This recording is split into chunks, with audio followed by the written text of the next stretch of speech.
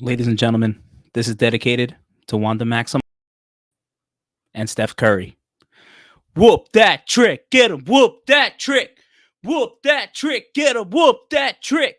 Whoop that trick, get him, whoop that trick. Whoop that trick, get him, whoop that trick. Ladies and gentlemen, first of all, let's unmute everyone. Unmute yourself. Ladies and gentlemen, welcome to the Mancave101 Podcast, episode 9. What's up, everyone? I am one of your hosts, Abel, alongside with me, the man in the chair, Aaron. How we doing, Aaron? Sup, dudes? Whoop that trick. All right. From Brooklyn. Where Brooklyn at? Big Chase, how we doing? Whoop that trick. Oh, get him. Okay. All right. That's gonna be the whole night tonight. We see you 2-minute warning. 2-minute warning right. Here already. Yes. Live from the man cave. Leo, how we doing? Yeah. All right. From a land not so down under. Wendeezy, deep in the heart of Texas, how we doing? Yeehaw! We whooping tricks, boys. We whooping this trick all day. And obviously, the nicest guy on the podcast and that we know, Charles from Speak On It Comics. How we doing? How you guys feeling? How's everything going, guys? Oh, we doing good, man. We whooping that trick. All right. So as always, this is the Mancave101 Podcast. We are currently on episode 9, almost about to hit them double digits. If you are not already, please follow us, comment, like, subscribe on YouTube and Facebook at the Mancave101 Podcast. This is a all nerdy, all bro podcast. We will talk about all things nerdy, anything and everything that us dudes want to talk about and we feel like you want to hear. As always, there will be spoilers for the majority, if not all, the topics that we speak about. So, especially for tonight, if you haven't seen Doctor Strange, you might want to get out, but stay around for a while if you have. Shame on you guys. Shame on you guys. First of all, then you shouldn't be watching this podcast because some bitches. Anyway, there will be drinking. There will probably be smoking, and Leo will be cursing. So please hide your kids, hide your wives. Because it's gonna get a little busy up in here. All right, so to start us off, Leo, we got a nice little tribute for someone who we lost. I believe it was this past week. So Leo, start us off. This is the artist, famous, another legend that we lost this past week. His name is George Perez. This guy, I cannot fucking phantom the words to what this guy has done in Marvel and in DC and in Image. He's gone through the whole sector, and he's also done a lot in Avengers, also in the Batman New Universe. Also, he's one of the people that Alex Ross also put in his pedestal. So it's like the Mount Rushmore of comic books, and he would be like, say, at number 5 or 6, Mr. George Perez. Everybody in Marvel was deeply upset. His wife sent out a statement. I'm not going to get into the details of how he died and what he passed away about. Also, just to respect for the family, I just want to give props when props are due. And this man is a legend. Not just in Marvel, also in DC, also in Image, and also he penciled for the Todd Father as well. So, all praise be to Mr. George Perez and a fellow Latino. So, I had to give him his props for all the years and years of books that he brought out. I also just posted a couple of the comics that people noted were very influentially done by him. I don't know if you guys know about these comics. I mean, obviously, I just posted 2 slides that I did. Yes. Yeah. I read that he rebooted Wonder Woman in a way when she was I guess down as a character, which was this one. And then this Justice League versus Avengers. I don't really know much about, but really cool cover. And he also rebooted and helped to redraw Thor, and also Kung Fu. Yeah. And the first appearance of Maestro, right? Maestro. Yeah. Maestro. Yeah, the man's art is far beyond some of the greatest art pieces I've seen, and that it was a sad day when we lost him, and it was just very sudden and just very weird. So everybody, whoever your loved ones are, make sure you keep up with them and hold them tight. especially if you're Bruce. Yeah, he also did an incredible run on the Teen Titans Yes. from the 80s. Like they Yes. gave the Teen Titans, from what I've heard, was given a run for the money for the X-Men. So he was instrumental in that whole those storylines from the Teen Titans that made the Titans like one of DC's top books in that time. So Yeah, he did a lot of revamping with a lot of different comic companies. DC sent out a great statement that he was the nicest guy on the planet. He would give the shirt literally off his back. This is the one things I do regret, that I didn't get a chance to get a signature from him on one of my books, especially on that first Maestro. But just to say rest in peace and love and happiness and all the light to his family and friends. It's a fact. It's a fact. yeah. All right. Now that I guess before we do that, we probably should take our shot. And, we should. Yes. I think that's how we start it, Yes. ladies and gentlemen. My man George. Mr. Perez.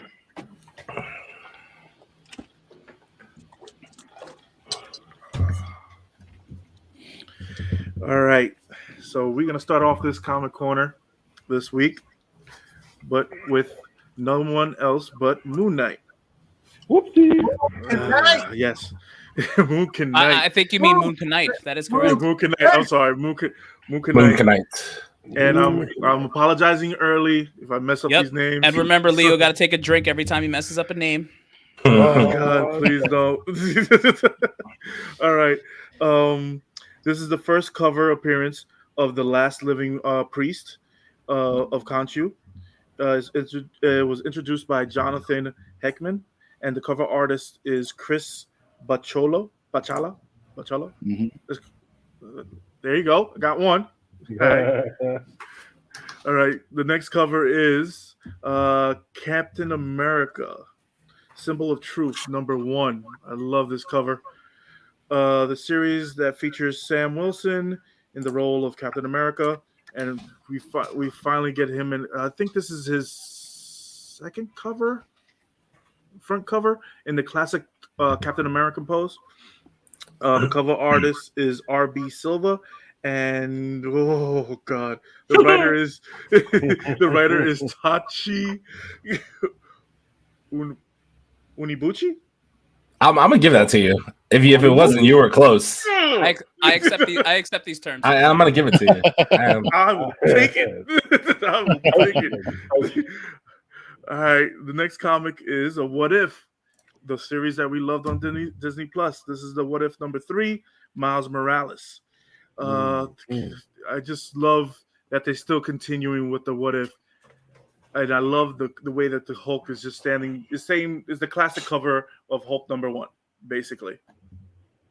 The cover artist is Paco Medina, and the writer was Anthony Piper. Mm-hmm. That's #3. Wow. All right. Look at you go. Oh shit. Okay.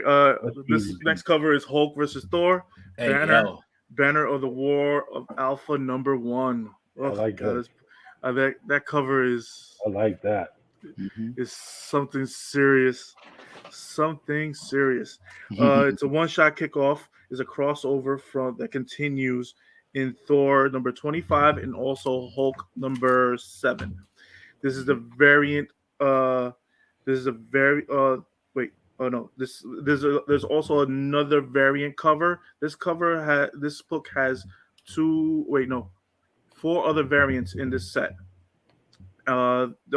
This cover is done by Gary Frank and written by Donny Cates. And also the variant, another good variant cover for this is Ryan Stegman's cover. It's a really good cover. Okay, so that's it for that. And then we got the hot cover, the hot cover section. Oh God, this Spider-Man.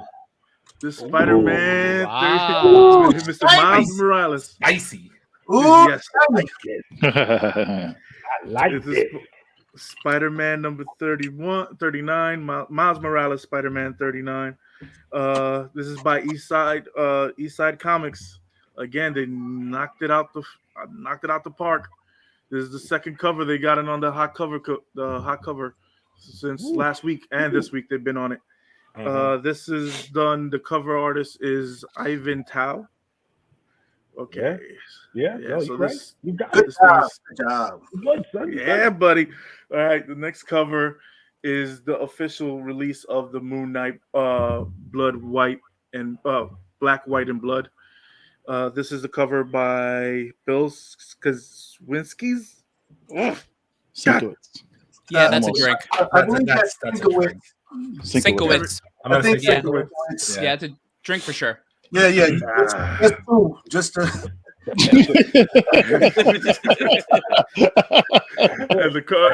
And also this book was written by various writers. I just love the fact that they're using the mirror that they same thing that they used in the Moon Knight Disney Plus series, and I love the way it looks. yeah, it's dope. Absolutely dope. And that should do it for the Comic Corner. Yeah. Hey, Yeah. yo, we like it, we love it, we want more of it. By the way, no, not to brag or anything, but I got myself a little Thor Hulk. Look at Yeah. Humble Oh, brag. okay. That's- Oh, wow. You brag, Aaron? Really? Know what I mean? That's Oh my God. Never heard of We're gonna put it right here so everybody can just see it the whole time. Humble you know what I mean? brag. Humble Nice, brag. nice. We're Nice. probably gonna get this whole series. Just saying, probably gonna get the whole series. Just so the stream knows, Aaron wasn't buying comics. He was never doing it. No, He it was wasn't. never No, doing no. it. Definitely wasn't. Nah, Definitely He wasn't. was like, I'm just gonna buy one or two. Yeah. Okay. Yeah, That's how we it get starts. pictures. We get pictures weekly in the group chat now. So, And here we are. As Palpatine says, as Palpatine says, welcome to the dark side.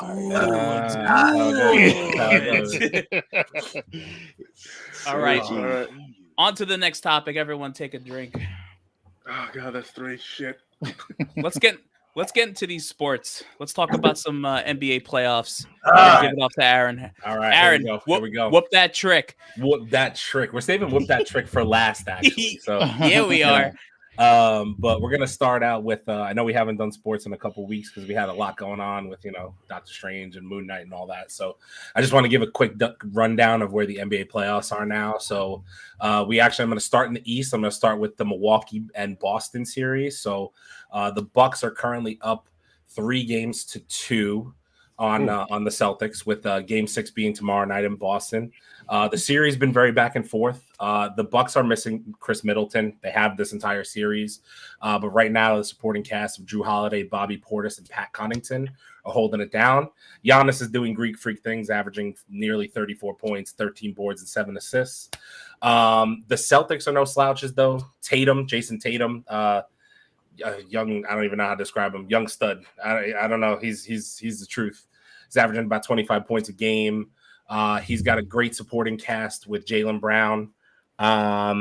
I think the most surprising thing in this series to me, I don't know if you guys have been watching, but it's really been the emergence of Al Horford. I know a lot of you guys maybe aren't NBA heads like I am, but Al Horford was a superstar. I want to say let's say 10 years back, something like that. Maybe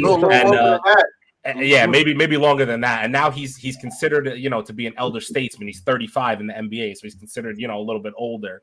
And he's really stepped up, and he's been I know Giannis is having a great series. Obviously, it's kind of hard to say he's neutralizing him, but he is to an extent, because he's kept him in check. Whenever he's on him, he's making life difficult for Giannis, especially in the paint.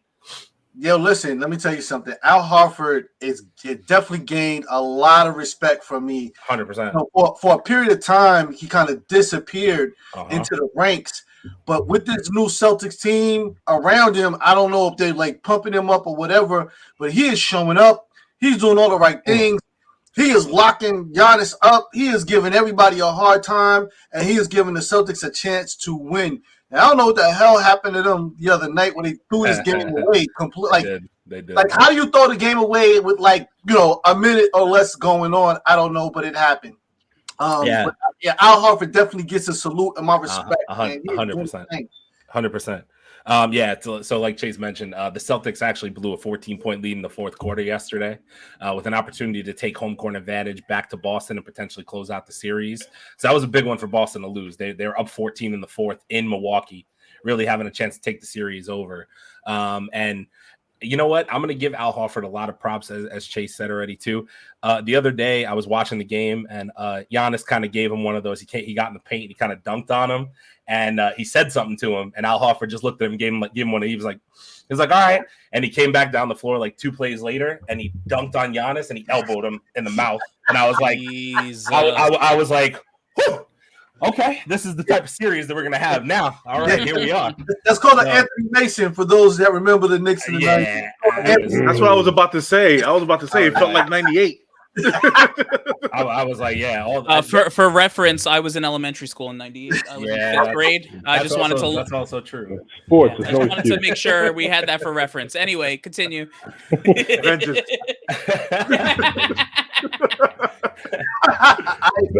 Oopsie. So I'm gonna stick over into the East, and we're gonna go to Philly versus Miami. So currently, this series has been interesting. The Heat currently hold a 3-2 series, and actually they're playing right now. And while I'm doing this, I'm gonna check the score of the game because I want to give you guys the most up to date. So currently, the game is 49-48 at half. So in favor of the Heat. And the Heat have a 3-2 lead, and they obviously have an opportunity to close this out and move on to the Eastern Conference Finals tonight, which I think that they probably want to take care of without having to go back home. I mean, the series, honestly, my biggest takeaways have been Miami's got a veteran team, like a veteran lineup. I know a lot of people out there don't know all the names, but like obviously the obvious name is Jimmy Butler. He's having a great series. Jimmy Buckets. He's averaging about almost 27 points a game, 7 boards, 5 assists, 2 steals a game. So he's really the defensive end is where that's his specialty. Always has been. This is bread and butter. To me, it's actually been a shame that Joel Embiid.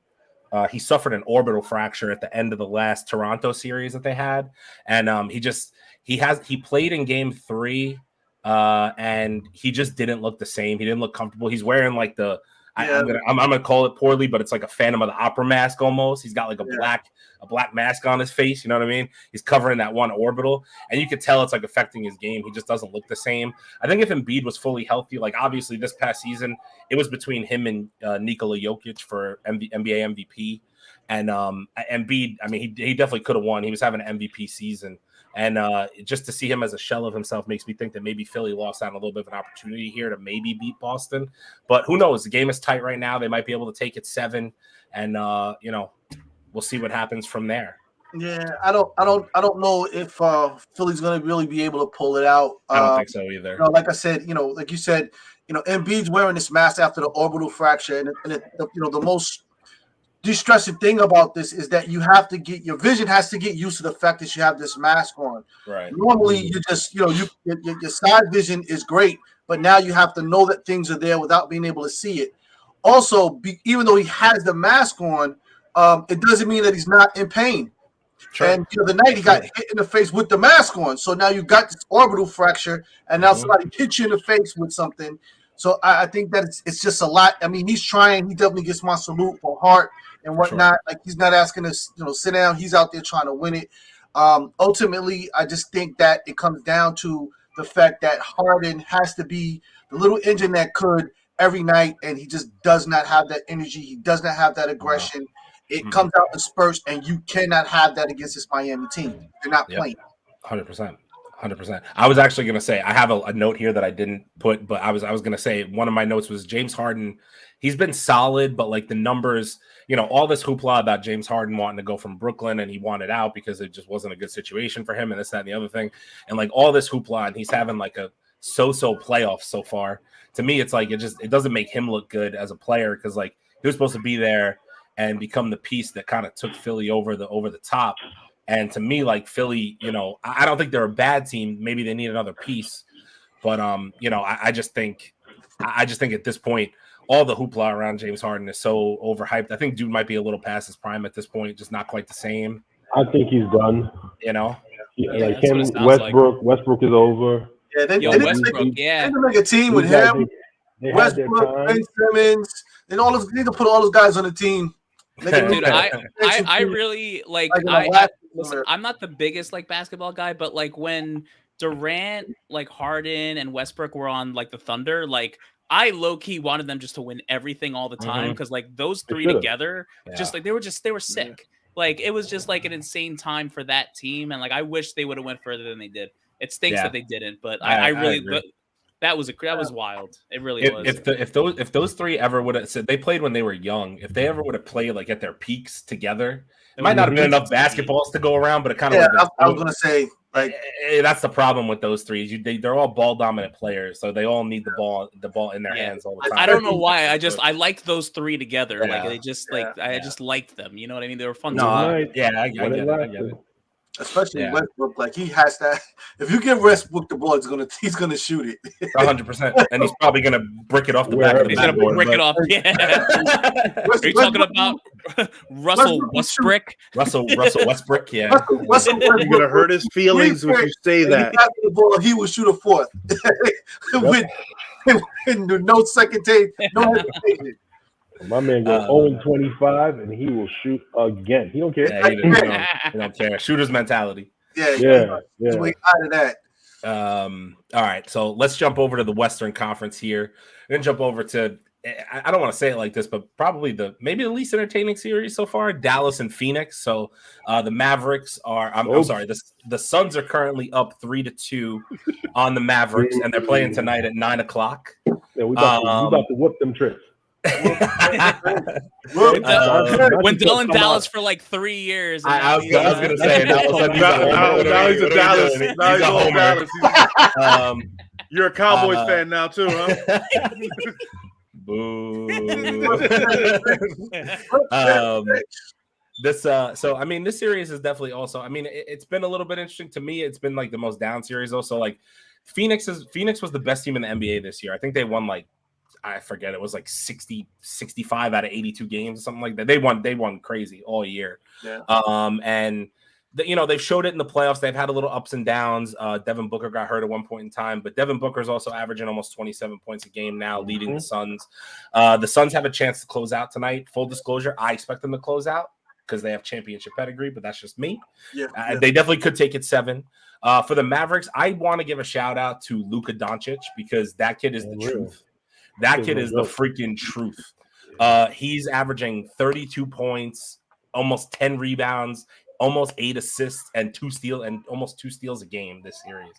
Those numbers are off the charts, exceptional for a playoff, a playoff series. He literally can do everything on the court. He's just one of those like when this next generation of like I don't know what you want to call it, like this next generation of young superstar, like Luka's going to be in that conversation of best player in the league. Luka is that conversation. He's doing all of this. He's not even there yet. He does everything. To me, Luka needs like Luka's second best player on that team right now is Jalen Brunson, who might not be there next year. If you gave Luka a real second superstar, the Dallas Mavericks are a noisy team. They make noise in the playoffs this year. Like they really. I mean, they might take this series 7 against Phoenix, who has every chance of winning a title this year. Listen, Dallas has every opportunity to upset Phoenix and send them home. Nobody wants to see CP3 upset again this year, but listen, I'm not gonna lie. I'm scared for them right now. Like they need to close this thing out and send Dallas home because the longer Dallas stays in there, the better they get. And that's a problem. That's a problem. So they need to handle their business. CP3 needs to go ahead and shoot 97 and call it. Get this shit done. Yeah, no, I mean, I couldn't agree more. I think the Suns don't want to see a game 7. They definitely don't. I mean, it would be home, but they definitely don't want to see a game 7. Dallas is dangerous. I just wanted to shout out Luka. Kid's the truth. Now, I mean, listen, I'm gonna move on. Grizzlies, Warriors. Let's whoop that trick. Let's whoop that trick time.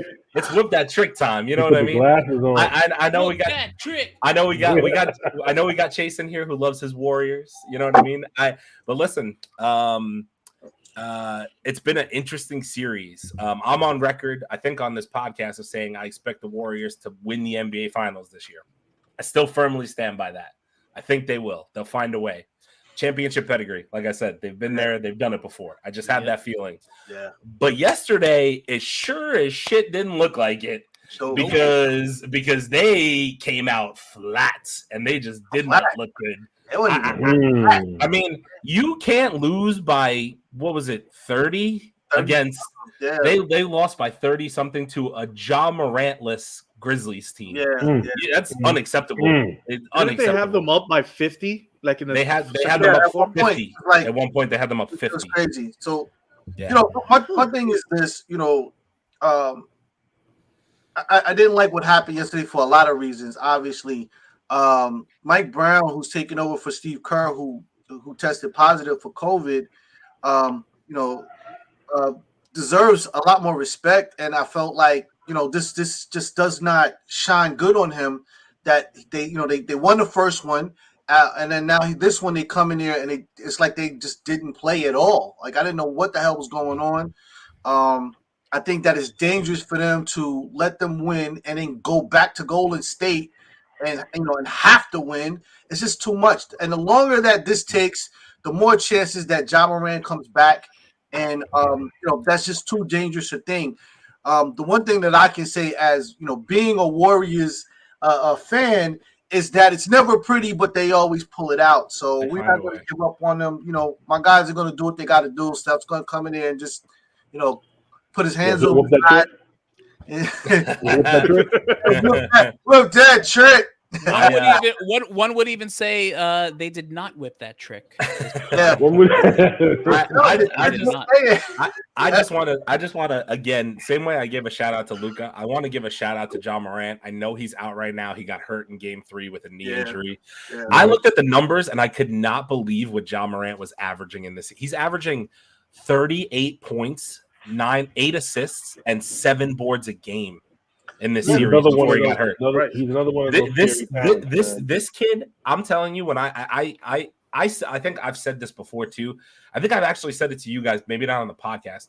Ja Morant reminds me of back in the day MVP level Derrick Rose. He's just excitement. Like the kid just plays his heart out. He's dunking on everybody in his way. It doesn't matter. Like, move out the way. Kid's gonna dunk on you. He doesn't care. I hope. Listen, I've already said I personal reasons. I have money on the Warriors, so if the Warriors win, I'm gonna make $350. So I have personal reasons here, right? But if for some reason, listen, I'm gonna say this right now. I know Chase is a Warriors fan. Warriors, if by any chance any of you's watching this, close this shit out tomorrow. If you go Game 7 and Ja Morant comes back, y'all are in trouble. I'm telling you right now. We're going to clip this part of the podcast and retweet it for sure. The one tweak in the armor is that Ja Morant's performance reminds me of what happened in the late 90s, in the early 90s with Jordan. For sure. Jordan played, I believe it was Boston. He scored like 63 points, and they still lost the game. So it's like, it's great that you can score that much, but until you can contribute to the defense, you actually can't win, especially against a team that, whose shooting percentage is high. So it's great that you can score, but what did everybody else on the team do? The beauty of the Warriors for me is that, Steph can hit 50 a game, but with, the rest of the team out there, with Clay contributing and Kuminga and Poole and these guys contributing, he only has to score 30, which is not hard for him. You know what I mean? It's like three 3-pointers per quarter. So, so we'll see, man. Like, Ja Morant he's a superstar. We're not taking nothing from him. It's the NBA. So, it's ridiculous. The Warriors are my team, but I salute anybody that's doing their thing. And it's unfortunate that he got hurt. I hope that he, comes back and does what he does. He's still young and whatnot. But my Warriors gonna have to take them. Gotta take them tomorrow, Pull their pants down and gotta take them tomorrow. Got to take them tomorrow. I'm telling you. And just for those of you who maybe don't know what we're talking about, obviously, if anybody isn't watching that closely, Steph Curry before last night's game had an interview, and the reporter asked him what they were going to do, and he responded with "whoop that trick." And then in correspondence to that, they got their tricks whooped for lack of better terms. And Tricks got whooped. Tricks got whooped. And and in the fourth quarter, up 30, the entire crowd was chanting "Whoop that trick!" And after the game, the entire crowd let him have it too. Yo, can I just say from they played the audio. I was just about to say from a DJ perspective, that was the smartest thing that man has ever done, and he's gonna get jobs just out of that moment for knowing to get that song. I'm telling you right now, that shit meant. That shit meant everything. What have you done? Do you remember when Steph Curry said "whoop that trick"? Yeah, I'm the DJ that found that song and played it for the whole crowd. They that's all you that arena. Like drop the mic and that's it. You're done. It's done. We're done for sure. That's it. That's all I got for NBA playoffs. We're here now, so let's see what happens. I mean, we got games tonight, games tomorrow, maybe some closeouts. We'll come back next week with more. Yeah, some people going fishing. Some people going fishing. Almost time. Some people going to the club. True. All right, so ladies and gentlemen, what you've all been waiting for. It's Doctor Strange time. Uh-oh. Take a drink. Yeah, we're about to get into it. So again, okay, wait. You have disclaimer. Yep. You're gonna hear a lot of cursing. You're gonna hear a lot of people saying a lot of violent things, but I promise you, we're all friends and family. Nobody's gonna get beat up after the show. Leo might break some stuff, but it's okay. It's his. He paid for it. It's fine. Don't worry about it. Yeah, the 2-minute warning's a G, and also don't let Chase know where you live because he will come after you. 2-minute warning. 2-minute warning. Did you not hear I got money on the Warriors? What are we talking about here? Hey, chill out, man. What are we talking about? All right, so first of all, if you haven't seen this movie, first of all, you're a ding dong. I don't know why you're here. Second of all, please go see this movie right now. Come back, listen to all the bullshit we about to talk. Like right now. Yeah. So I think here's how we're gonna do this. If you had to sum this movie up in one sentence, how would you sum it up? And I'm gonna start, and then I guess we'll go around the horn so I can give people some time to actually think about that. If I have to sum this movie up in 1 second or in one sentence, this is the next 10 years of the MCU. And I will obviously explain why. Let's go to Wendell. Give me one sentence to explain this movie to you. Yeah, it's good, isn't it? I'm just putting you all on the spot. One sentence, and then we're gonna go around after that. What do you feel? Not bad. Could have been done better though. A hot take. All right, Aaron. One sentence. Oh boy. I know. I feel like I know what you wanted to say. All right, ready? Spooky, but mid. Ooh, okay. Interesting. Chase. One sentence. I got 2 words. Mary Poppins. Oh, I know what that's referring to. Leo, one sentence. It was aight.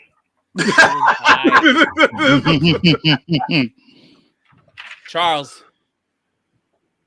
Horror, here we come. All right. And now we're gonna go back. Now we're gonna go backwards. So Charles, give us your review. What did you think? What did you feel? What you saw? What you seen? What's going on? Okay. Get ready, guys. Are y'all ready for this? Buckle your seatbelt. Nice, go for it. All right. So, first off, quite a few things to unpack here. First off, I will say that I really enjoyed this movie. I'm a big horror fan, so I know what Sam Raimi is capable of. I've seen a lot of his movies. If you haven't seen Darkman, check it out. If you haven't seen Drag Me to Hell, check it out. Obviously, he's done the Spider-Man franchise for Tobey Maguire. Evil Dead. Anybody who knows Evil Dead, they know what this man's capable of. And to me, I felt like he was one of the right directors to do this movie. People have to understand something. There's 2 things. First thing is that this is Marvel's entry into horror. This is their entry level. Okay, this is just giving you a taste of the direction that they're willing to go in that genre. So this is just a stepping stone movie. That's how I look at it as. The second thing I will look at is Doctor Strange. For me, this movie shows you just how strange Doctor Strange world is. I like that. I like that a lot. I like that. I'll take that. You know what I mean? Like, people got to understand Doctor Strange deals with supernatural, satanic, dark dimensions, demonic type of entity level villains. He's not dealing with aliens. He's dealing with things that is to be someone of that magnitude with the mystic arts, to be the protector of Earth, and the type of threats that he is protecting us from. People cannot fathom how to beat these particular types of Wanda being, only Doctor Strange will be able to beat Wanda. You know what I mean? Like, anybody else would probably be annihilated. So I think that this was a great avenue to show, like, Doctor Strange in the comics, like, there's people from different dimensions like to try and assassinate Doctor Strange in his sleep. You know what I mean? Like, he's dealing with, like, demons and evil type of, like, elements that you can never fathom. Like, you couldn't beat it with brute force. So I love that they showed that. And I think that as far as the relationship with him and Christine, I thought that for that part of it, I think that it needed to be a closure to that storyline, because obviously they reintroduced her in the What If series. And obviously people would want to know what happens with that whole relationship. Shout out to the Mean Girls. She was a mean girl. Shout out to her for being a mean girl, but the limit does not exist. But I think that it needed to be shown, that relationship, and now he knows across every universe that relationship can never be. Hence, we get Clea. Clea is Doctor Strange's truest beloved. The people who do not know who this character is that came at the end, she is Doctor Strange. True love. Soulmate. Seriously. And not only that, but it's Charlize Theron. It's Charlize Theron. She's like everybody's one true love. She's no, the hell she's not. No, the hell she's not. She is. Correct me if I'm wrong. She's Sorceress Supreme of the Dark Dimension. The Dark is that Dimension. Correct? That of the correct, Dark sir. Dimension. Okay. Yes. And I feel very passionate about this casting. Yes, me too. Because she brings it. So I really do feel Man's like got the towel out and shit. Jeez. So I think that this was a great avenue to their relationship actually having that one beginning at the end of this film. So we're going to see more of that relationship brew in the next film, I'm sure. America Chavez. What can I say? She was, they didn't give her much to do, but I think how they presented her, and I think that she's a very charismatic kid. I think that she was, she kind of tugged at your heart a bit. She had, I think that the way that they introduced her, I think they did a pretty really good job in introducing the character. I think the girl that played her did a good job of what she was able to do with the character, because she was actually being pursued most of the movie, sort of like Terminator 2 with Edward Furlong. Yeah, kind of like that. A scene out of that, like how she was like creeping. I like that. Yeah. So I kind of like that. So I thought that her character was really good, and it has the ability to grow, because now she is studying with the mystic arts. She's studying with the monks. So eventually her power is going to manifest and get better and stronger. And I think that she did a great job. I didn't have a problem with the two moms. I don't know why. It was a very short scene, and it wasn't nothing. I mean, I don't know why people had a problem with that, but it showed a little bit of what she, the trauma that she, and the way they did it was really cool. Yeah. You know what I mean? So I thought that was cool. The Illuminati. Look at all the faces around the podcast. First of all, look at it. We're all gonna have hot takes on that Illuminati, I think, and I think it's all gonna be different from one another, and I'm actually very excited about it. So, what do you think, Charles? I'm very excited. Few things I will take from this. First off, people understand there has been Illuminatis from different universes in Marvel. There are several hundreds of Illuminatis in the universe. So just understand that is a version of those characters. Okay, so for people that was like got up arms, like Wanda took them out quickly or whatever the case may be, this is just Marvel's way of telling us that these characters are coming, and that the fact that they brought in the leaders of each team, they brought Black Bolt for the Inhumans, they brought Professor X for X-Men, they brought Reed Richards for the Fantastic Four, they threw in out Captain Carter, you know what I mean, and that particular version of Miss Marvel. But understand that this is just them saying, hey, guess what, guys, it's coming. And we have these people, they're involved, these people are in our universe. So they're just giving you a little bit of taste. That's it. But Wanda in House of M, if you guys have read those comics, she does kill a lot of people. So there had to be stakes. There had to be things to say, oh my God, Wanda is, over in that Carrie type of, mode, from Stephen King's Carrie. So again, I thought that they handled that pretty well. It was a crazy moment. The whole thing with Black Bolt, it was sick. That was sick. Crazy, yo. What the fuck? What mouth? Brilliant. It was brilliant. I'm pretty sure I punched Abel in the arm when that happened, and I was like, "What the fuck? What mouth? What? Yo." I was like, hey, yo.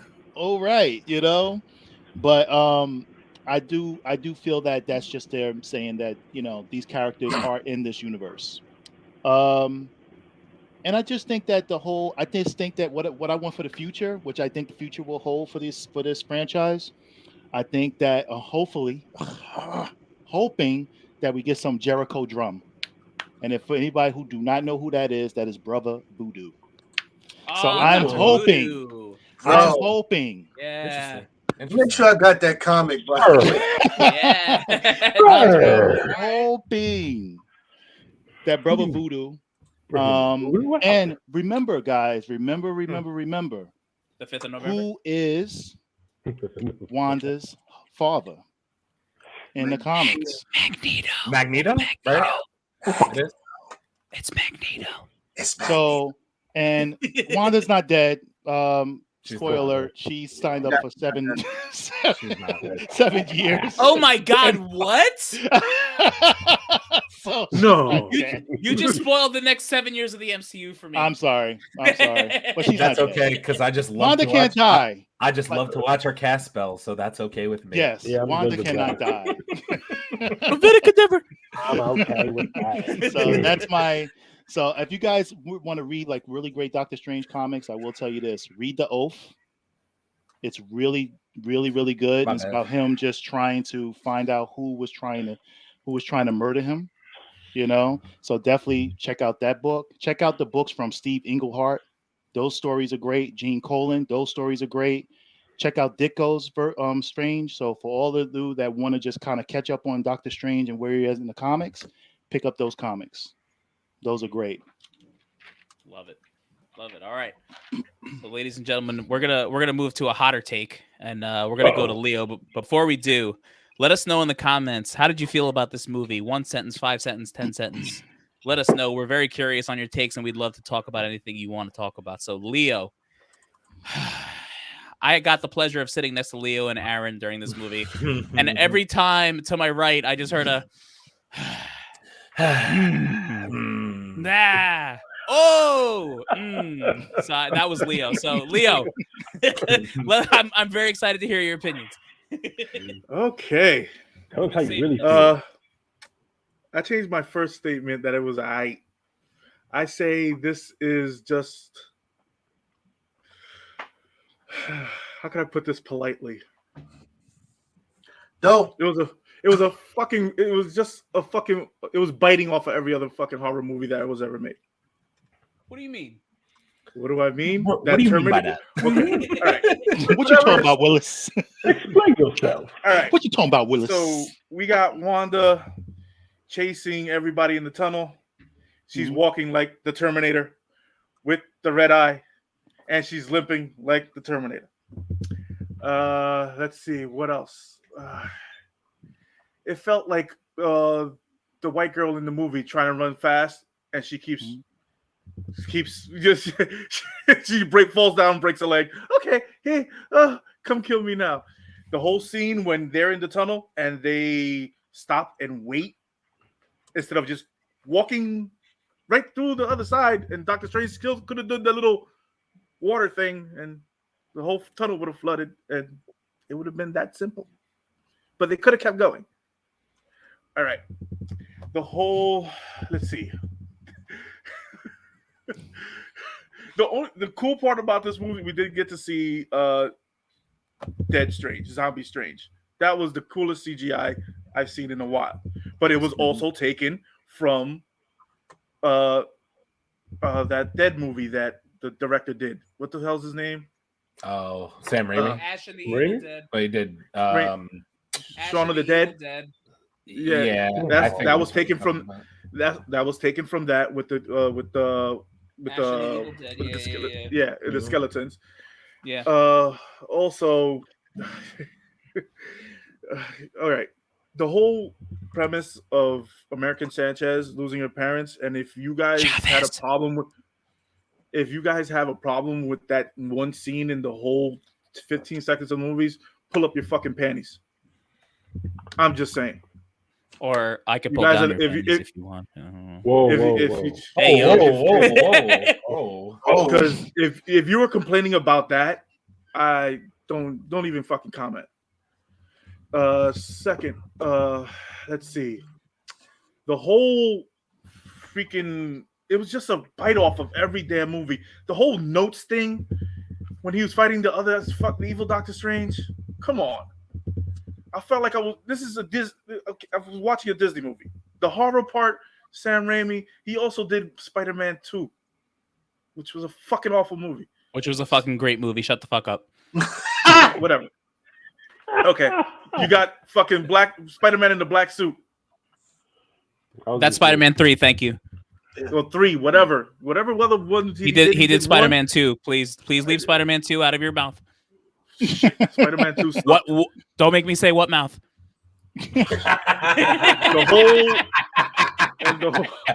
And also I'm jumping around a lot because it's just a lot of shit that's jumping into my fucking head.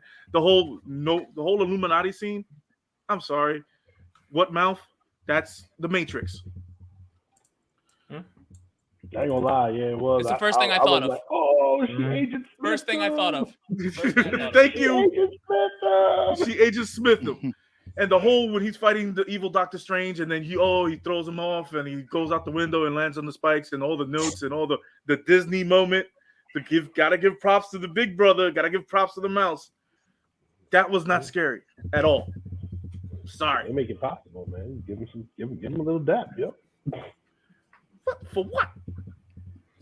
That was fucking horrible. And the whole fucking furniture moving and all that. That's all Mickey Mouse fucking cleaning the fucking wizard's house when he puts on the hat. There you go. Fantasia, man. Fantasia. I love that movie. I do love Fantasia. Me too. Fantasia's fantastic. Leo's just coming after every movie now. What's happening? These are the movies that they took for this movie to try to make it great. And it fell short. Truthfully. Well, the 2-minute warning liked it, so. Yeah, he said he liked it. If he likes it, then it's all right. Of course, he said the Warriors are done, so I don't know if we really want to take. Exactly. There's a lot of outtakes coming from that. You gotta watch yourself, man. Watch your back. I just felt. Don't park it in the shadow. It is the truth.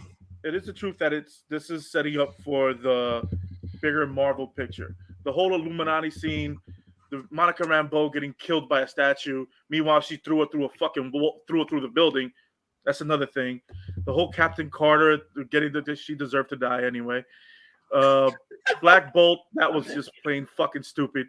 She killed Xavier without fucking even thinking about it. All right. Whatever.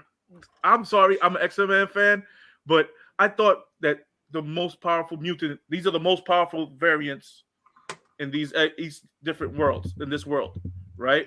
These are the leaders. So you telling me she can take out Monica Rambeau with barely any fight? Mr. Fantastic, he's just made out of rubber, but he's the smartest man in the world, in the planet. But he got his ass whooped and turned into fucking string cheese, and his head popped off. That CGI was fucking. Yo, by the way, low key, that reminded me of Invincible when he was fighting the stretchy guy and he just like popped his little. Yeah. Anyway. Oh, he ripped him. Yeah, ripped his face off. Yeah. And the fight between Strange and what was the black dude, other Sorcerer Supreme? Mordo. Mordo. Mordo. That whole scene, they need to recheck the editing because you can see it clear as day. Strange throws him, and he ends up on the other side of the room. How the fuck do you just cut from one side to the other? It doesn't even look right. And you left it in the and you left it in the movie. So your editing, whoever edited, you should get fired just for that. And also, what else happened in this fucking abysmal movie? So Wanda, so angry. First off, Doctor Strange didn't beat Wanda. Nobody beat Wanda. She beat herself. Like most villains do. There's no in that. She beat herself. Oh no, she definitely did. If she wanted to, she could have killed everybody and took everything over, and that would have been a great ending. The bad guy wins. Technically, she's not a bad guy. She's an anti-hero. She didn't beat herself. She's not a bad guy. She beat herself. Beating herself. She just wanted kids. She just wanted kids. She killed the Darkhold in every other universe. That's why the reason you got that other lady, Doctor Strange's love, at the extra credit scene. And also, she's the daughter. She's the daughter of what's the name of the first guy that he fought? Doctor Strange fought. I forgot the name in the first movie, but he was the evil, the big bad in that movie. Oh, Dormammu. Mamu. She's the daughter of Mamu. So Dormammu. So you're telling me after all this shit, she ends up, okay, I see my kids again. Sad face. I know they're going to be loved. They're scared of me. Sad face. And I'm just going to give up everything. Yes. And Doctor Strange, just because you show me it, and okay, this is the sentimental side of it, and I'm going to be crying all over. I know they're loved. Yes. Yes. Because she's a hero. Yes. She's a hero. She's a hero. She's a mama. She's anti-hero. She's not no goddamn hero. She snapped and killed everybody to get to her kids. So you wanted everybody to go to this, but that was the Darkhold. That wasn't her. That was the Darkhold. So the Darkhold disappeared at the end of the movie. Yeah, but Leo, her in the comics, how many times has she effed up and like killed people and done all these things, and then they forgive her, but some of them don't trust them and some of them do. Yeah. Like that's who Wanda is. Yeah. But the whole premise of this movie, if she's supposed to be the bigger bad. Right, but that's just this movie. She signed on for 7 years, so they're obviously building her. They're building her on an arc, and but without the Darkhold, without the Darkhold, she's still not the Scarlet Witch, and she destroyed it in every other universe. So we don't know their excuse for that yet, though. That's what I'm saying. We're at the year one of a 7-year journey, and we have no idea. But this is the thing that you're giving me this. She's the big bad. She killed herself or whatever. But you know what though? You know what though? She destroyed the one thing that gave her the most power. You're right, but in 4 or 5 years, or 5 years, you might have. Yes, it did give her the power. She didn't become Scarlet Witch without the Darkhold. The Darkhold. We don't know. We don't know. We don't know. We don't know, and I think that's the thing. He said it in the movie. She destroyed the Darkhold in every universe. Okay, but it in the movie. Okay, but once the genie's out, bro, you can't put it back in the bottle. We're talking about a multiverse. So that's what she said. That doesn't mean that that's the actual real thing that happened. That's what Strange said. You're talking about multiple universes upon universes upon dimensions. So we don't know if she knows when they say every universe that we know. You know what I'm saying? Like, but you have to realize the only reason why you got Doctor Strange's love at the end of the movie is because she changed the timeline. Okay, so the incursion is happening. Okay, so the universes are going to collide. Right, exactly, because she changed the timeline because she destroyed the Darkhold. Am I correct? Okay, so let's go back to Endgame. How they go get the stone? They went back in time. You know what I mean? Like, exactly, in the same universe. Universes, you can cross time. So if you're crossing time, the same universe. Where we know what I'm saying, where the Darkhold. The same universe. They didn't travel. They didn't travel through different universes. They were in the same universe, just a period in time in that same universe. Okay, they didn't jump through different variants. Right. So they went back to a time where it still existed, which can be done. Exactly, but in the same universe. Yeah, doesn't matter. Still dead. That universe at this point, cross universes. So at least we know there's 2 universes that they can go back in time in. There's not, because there's no Darkhold in any of them. If you go back in time, it doesn't make no sense. If you go back in time, it exists. So how could it not make sense? Wait. Now we're mixing time and universes. Universes, exactly. There was no time. There was no time travel in this movie. This was all just about different universes. Same time frame. Okay, so if we're talking about different universes, and she destroyed the book in every universe that there is, so it doesn't matter what time it is. So she said, we don't know that that's the case. So Doctor Strange said. Okay, so Doctor Strange said we don't know if that's the case. Doctor Strange doesn't know everything. He barely knows anything about the multiverse. So we can't take his word for that. But he destroyed the book. Destroyed at the end of the movie. Destroyed the book. Destroyed in his universe. Okay, so where he was standing. At this point, he's been in like 2 multiverses. Who the hell? Like, what made him an authority? But also, here's a question, right? So, here's a question, right? So we're talking about these incursions right now, right? Clea obviously comes at the end of the movie. Hey, yo, you caused an incursion. We need to fix this shit. Okay, let's go. Like. So that third eye, right, is that from him using the Darkhold? How much of the Darkhold does he remember or know? That's what I was thinking. Genie's out the bottle. And then on top of that, put it back. And then on top of that, doesn't exist. She's still. And then on top of that, how much of the Darkhold does Wanda remember and or know? Because obviously she's not dead. Because as you know, Charles spoiled that she's gonna be here for another 7 years. So now the whole MCU is ruined for me. Okay, but so how do you? Damn it, Charles! Wait. So how do you explain? How do you explain? I just lost it. The answer will probably be you can't, because we don't know what the next 7 years of Wanda in movies looks like. I don't know. The answer is the movie was a fucking That's it. It was a fucking That's the answer. It was That's the real answer. The movie was It was. You bit off of every other fucking horror movie that you ever made. And then you put this all together and said, "Okay, I'm a genius." Try to say that I'm a genius. Nobody said he was a genius. A lot of horror movies bite off of each other. A lot of horror movies. This one bit off of this one bit off of at least 5 movies. Yeah, but this is their first attempt doing. This is what I'm saying. This is the problem that I have with Disney. This is the problem I have with Disney.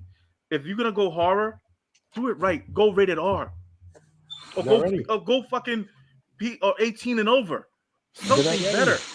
So it really just wasn't enough gratuitous violence for Leo. That's all it was. No, it was, dude. The violence was good. The violence was great. The violence was amazing. I mean, listen, when they first stuck that thing in that monster eye in the beginning, I was like, "Whoa!"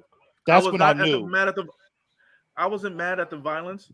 I was just mad at first off when he first popped out that eye. That eye looked so CGI'd on the top of his fucking forehead. It looked like somebody fucking photoshopped and put it right there. And I seen the movie twice. Well, it is CGI. It's technology, yeah. CGI. Yeah. I seen the movie twice. The last time when the eye came out of his forehead, that was done perfectly. But the first time, I seen the movie twice now. So it is what it is. It's an F for me. That's fine. All right. Okay. All right. Well, Leo has spoken. All right. I think minimal cursing.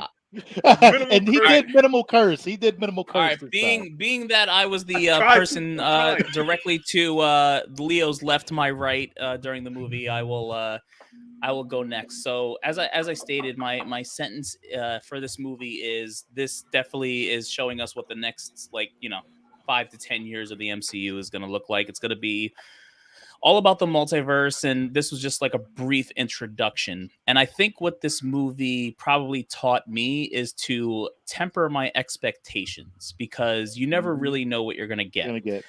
And listen, this was definitely a Sam Raimi movie. Like throughout the movie, there was the way it was shot. Like I felt like I was watching a Spider-Man movie. Like not so much in the context I was in the movie, just the way it was shot, which I didn't mind.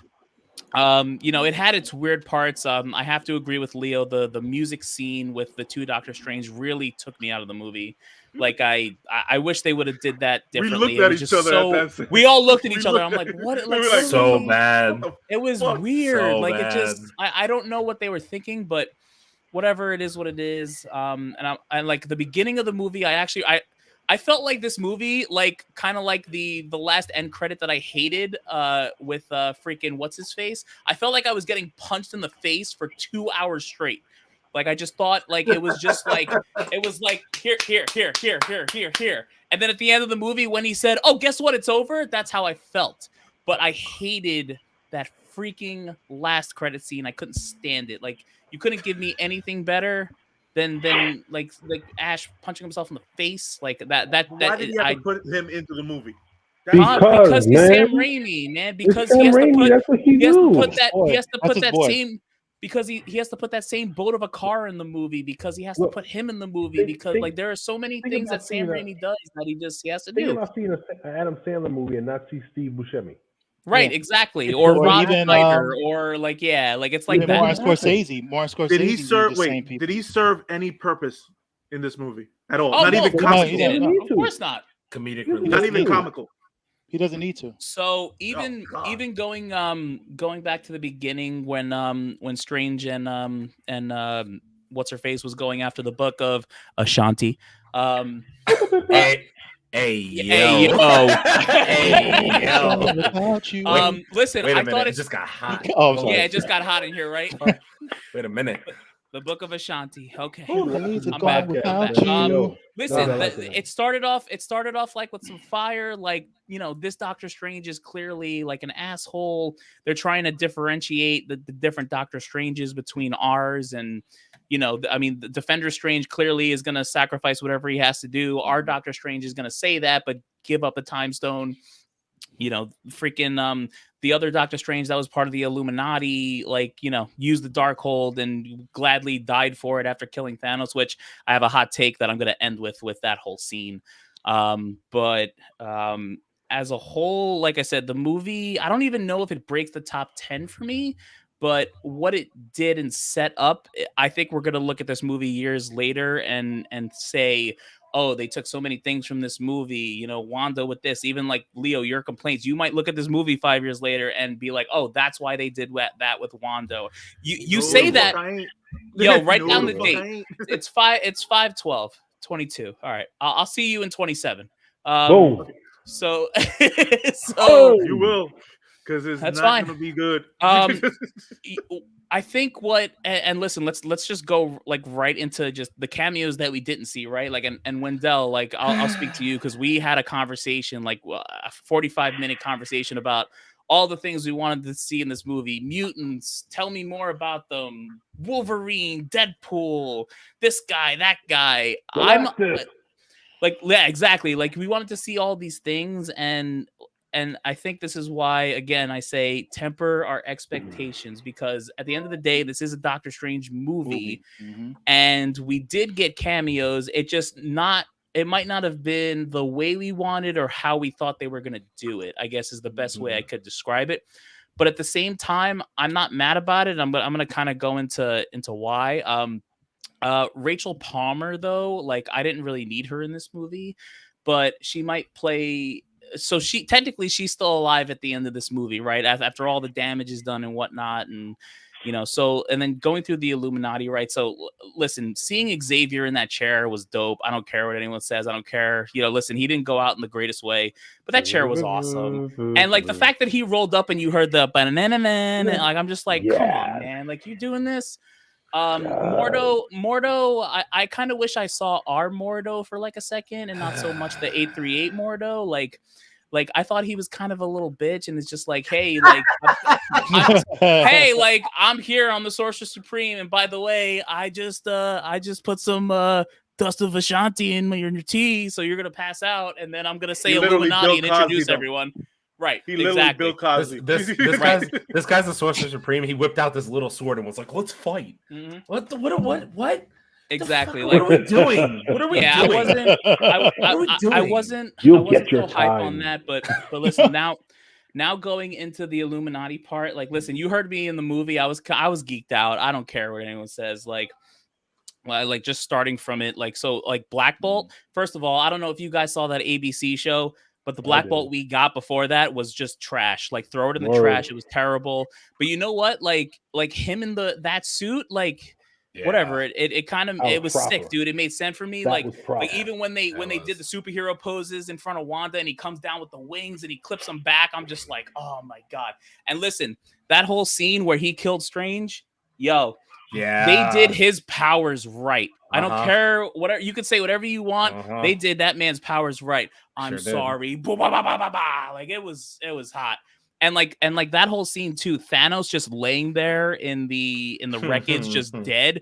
By the way, laying there dead with none of the Infinity Stones, which is going to be how I'm going to end this. By the way, he I don't know if you guys know or realized he never snapped in this universe. So they all have we don't know where the Infinity Stones are. We don't know what's going on, but he never snapped. So that means the Infinity Stones are still in play in that universe.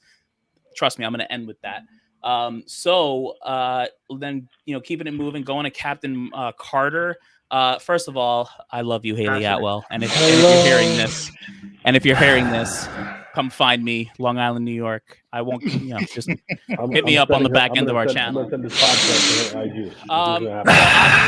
Obviously, this wasn't the one from What If, but she was from another universe. Like, listen, as much as I want to say I might have been okay with the I could do this all day line, I don't know. It felt kind of forced to me, but whatever. Like, she did what she had to do. She got cut in half. That was dope. I wanted to see that. They missed the opportunity right there. They needed to show. All right, Leo. I don't want to see it. Bro. Like, I don't want to see it. What is violence? Mickey Mouse got bills to pay, bro.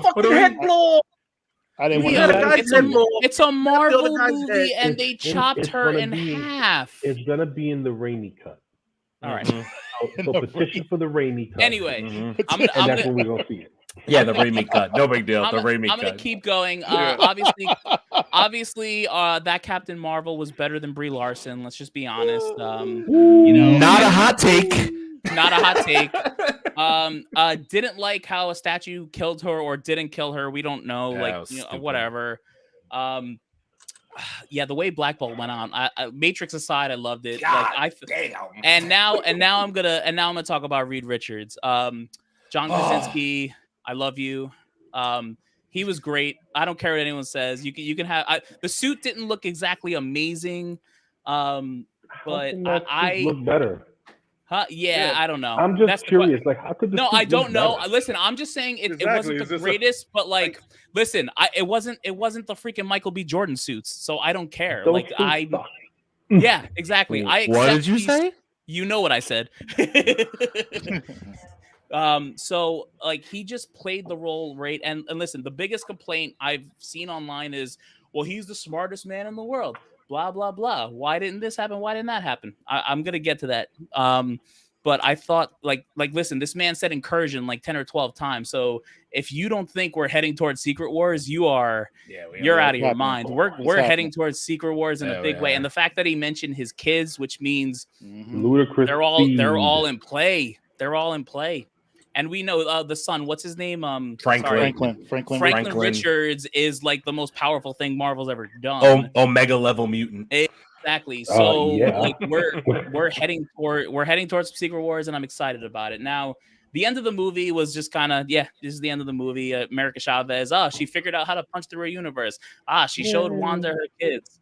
Which another thing about Wanda, by the way, so Wanda, like the way they treated Wanda in the Illuminati scene, and how the Illuminati was like, we can handle your little witch. We don't care about Scarlet Witch. The reason they were saying that is because in their universe, Wanda never got as powerful as our Scarlet Witch, period. She had her kids, and honestly, where's Vision? There was no Vision because the Ultron thing didn't happen. The Ultrons obviously, and listen, there was supposed to be an Iron Man in this movie, whether it be Tom Cruise or not. Still waiting on Tom Cruise. There was still fucking name. Well, listen, hear me out. There was supposed to be an Iron Man in this movie. They chose to leave him out. They cut him out. I honestly think the pandemic had a lot to do with the way this movie was shot. Because listen, the reshoots that they had to do for this movie, it was like they shot another movie. They showed this to screeners and it was a mess. And they had to go back to the drawing board and figure things out. And I think one of the things they had to figure out is like, we want to include Iron Man, but not include him. How do we do it? And the way they do it is the Iron Legion. Like, there was never an Ultron in their universe. They never got to that way, right? So the way the Illuminati handled Wanda, and the reason Reed probably said what he said is because they handled it from a point of arrogance. They just thought they were the most powerful things. They thought knowing their Scarlet Witch, they wasn't as powerful as ours. And, that's why they handle it the way they do. It's like how gods handle everything, right? It's like in Moon Knight where the gods are like, Harrow, you're not trying to release Ahmet. Yeah, we're good. And then they all die. Okay. So that's just my take on that and why I think that happened. And now, just to bring it all around, I'm gonna end with a fun theory that I heard. So there's a reason Mr. Hulk over there is green in the background. So back in this 838 universe, they all, they died, whatever. Fantastic. They all died. But we still have Mordo alive, and we still have Christine Palmer alive. We still have the Infinity Stones in play. What if Reed Richards was smart enough to think, if we all die, Mordo can just take the Eye of Agamotto that he probably has in the Sanctum and bring us all back? I'm going to leave you with that.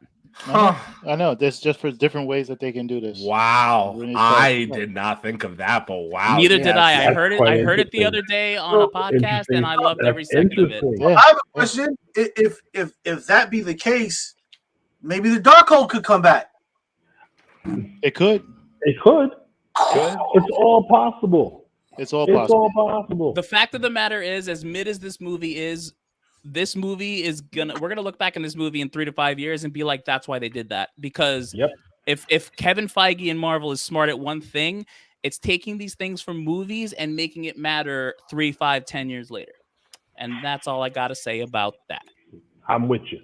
So now let's go to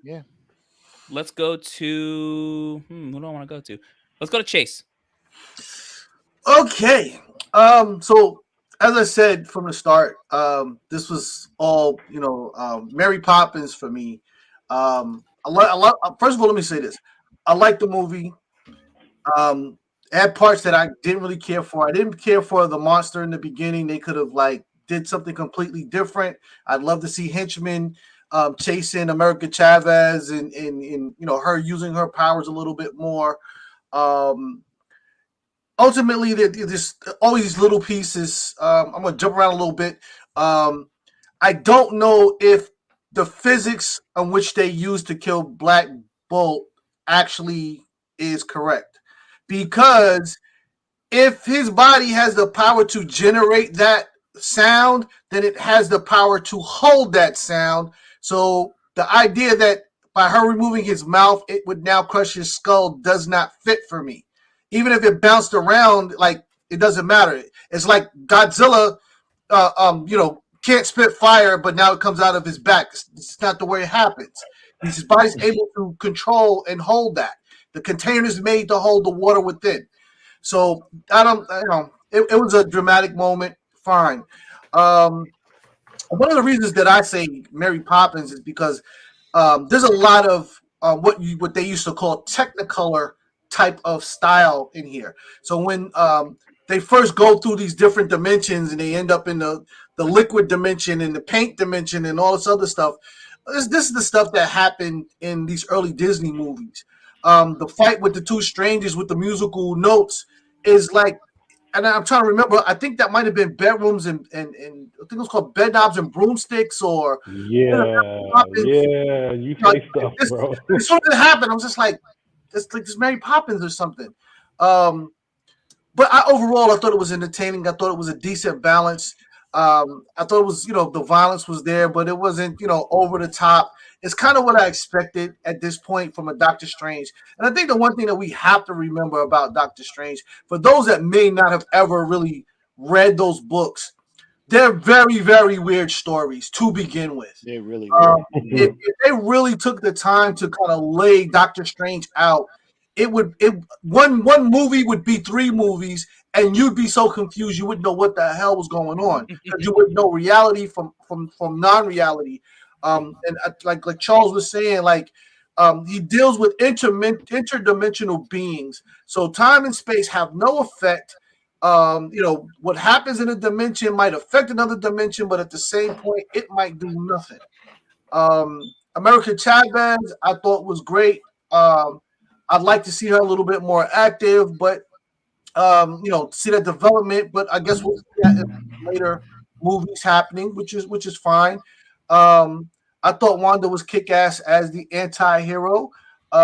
She's trying to do what she's got to do, but ultimately, it's kind of almost a form of postpartum that she has and whatnot. So the whole idea that she can fix losing a child, which if you know anything about postpartum, for a lot of women, they're in this deep depression. And the Darkhold just made that so much more real for her and made the ability to get her children back so much more real. So this is where I said the genius of Marvel is that they're taking real life situations and adding it to the stories about these heroes. That's what makes these movies great for me, because you can really understand what the motivation of it is. It's not that she just wants to get her kids back; she's in a deep sadness here. So I was totally cool with that. Obviously, she's not dead and whatnot, so we will see her again. I think that might be it. The final credits where he's just it's finally over. I'm sitting in the theater this is what you made me wait here for? Really? Seriously? That was annoying. The Illuminati scene. So everybody got their ass kicked, and I didn't have a problem with it. I wasn't crazy about how they did Black Bolt, but everybody else got their ass kicked. They kind of deserved it. I expected a little bit more from Professor X. He's pretty savvy with his mental powers. He's had them. He's been aware of them for quite some time. So I didn't really like that they just kind of crushed him so quickly. It's shit. Captain Carter lasted longer than he did, and there's no freaking way. By the way, side note, speaking of gratuitous violence, did anyone notice that she didn't snap his neck? She took the top of his head and ripped it in two. I don't know if anyone noticed that. I didn't notice that at first. I had to watch that again.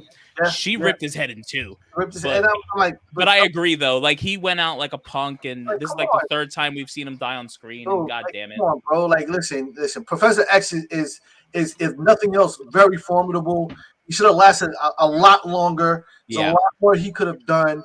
I feel like they threw us a bone and then they took it back and whatnot, which I was definitely not happy about.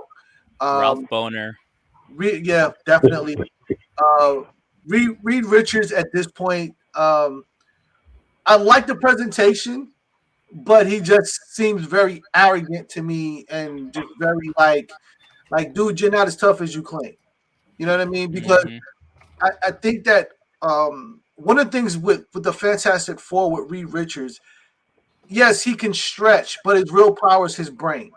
Yep. So why wouldn't he have used his brain over obviously the lack of brawn that he has? So I don't know. I guess they did what they did. You can use the excuse that they're in, planet, Earth 838 and all of that. So you got to let it go. But I mean, overall, I was happy with it. I thought it was a pretty decent movie. And I'm looking forward to what's coming next. I like it. All right, Wendeezy, talk to us. Oi. Oi. Oi vey. Oy vey. People. So it was good. Could have been better. That's how I feel. It was good, but it could have been better. I was excited when I got into the theater. I was, previews happened, and I'm sitting here getting myself, I'm still getting myself together after the little Marvel thing had flipped. And lo and behold, man, we jumped straight into action. I was like, wow, I wasn't ready. I wasn't ready. I wasn't ready. I didn't get the drink right, nothing. So I was hopeful, and as the movie progressed, the hope slowly diminished. The candle light dimmed and dimmed and dimmed, and I was just like, well. I'm okay with America Chavez. I think it was pretty cool to bring her in. I like that the duality between Defender Strange and then you get the regular Strange, right? So of course every other Strange they're just dicks, right? Even our Strange is a dick, but he's only a dick to a certain point, and then they're good and decides to make the better choice. I didn't have a problem with Gargantos. I thought it was cool. Have this big ass monster just doing stuff in the city. So I think the people in Manhattan should be pissed off. Like, we really don't get no time. We get no break. Nothing, man. COVID, now we got a giant squid, one-eyed monster tearing up buses. I can't get to work. Like, this is craziness, man. But then we progress. Let's talk about Scarlet Witch. I liked her in this movie. I liked what she did. I liked how she did it. And I think it just flows with her character progression, right? So she was this little kid and she was being tricked. And then, she was like, oh, no, wait, I should be a good guy. And then she's a good guy. She fell in love. And I will say, though, everything is about those two kids. Ain't nothing about Vision. Like, she don't care about Vision no more. Like, all right, Vision, he gone.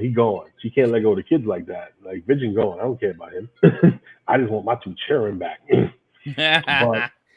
but I mean, I was good with her in what she did. Like that battle at Carmitage, I thought it was fantastic, man. Like, she was like, oh, I got shields? Hold on. She did that little thing from Waterboy. Where's my bitch? Where's my bitch? There it is. Right. Loved it. That was so Scarlet Witch. Like, I was like, yeah, good, got him.